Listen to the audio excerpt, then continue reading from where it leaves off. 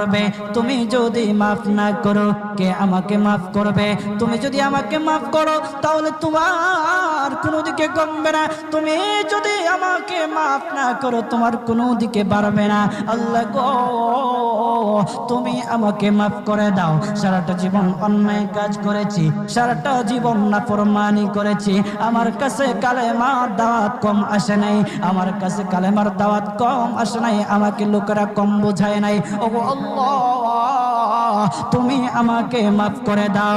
মাফ না করলে কোথায় যাব, কার কাছে যাব? বাবা যখন মারে তখন মার কাছে আশ্রয় নেওয়া যায়, মা যখন প্রহার করে তখন বাবার কাছে আশ্রয় নেওয়া যায়, বাবা মা যখন প্রহার করে তখন দুনিয়ার কারো না কারো কাছে আশ্রয় নেওয়া যায়। ওগো আল্লাহ, ওগো মালিক, তুমি যদি